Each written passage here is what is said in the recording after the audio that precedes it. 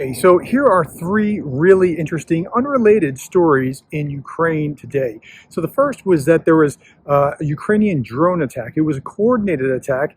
It hit two Russian vessels, and that's good that it hit two Russian vessels. But there were air drones as well, or rockets or drones or something, as well as two Ukrainian Seaborne drones. The Seaborne drones hit two transport ships. Those transport ships were actually carrying armor. I do not know if it sank or not, but it was clearly damaged. It clearly hit its mark. Okay, so that's the first story, and they're doing it. I mean, they're really without a navy, making just an absolute mess of the Black Sea for Russia. Okay, the second story is unrelated, but it's just as interesting. The Ukrainian energy minister, his name is Gulashenko. He was echoing the same promise that Zelensky made, that if Russia hits Ukrainian infrastructure, it's going to be all bad for Russia. What Ukraine is promising to do is to hit Russian oil and gas supply lines and operations.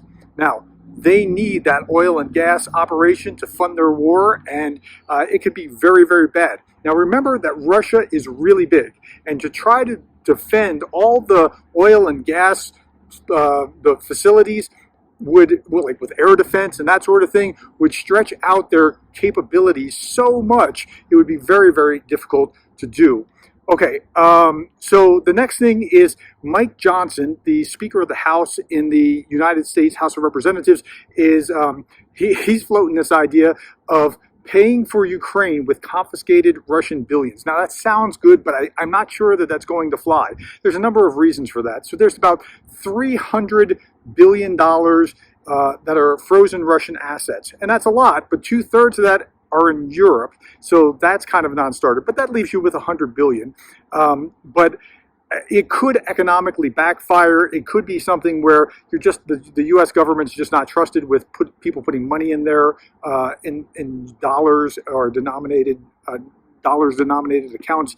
So that could be a problem. It also might be illegal. We're not exactly sure of it. But more Republicans are on board with that kind of thing because Republicans by nature tend to be like, okay, well, where's the accountability for this thing? How much are we actually going to spend? And we want to know the details. They tend to do that more often. So it could get some kind of traction. But that he's even open to that or thinking through that or floating that as an idea, I think is a really, really good idea. So that is...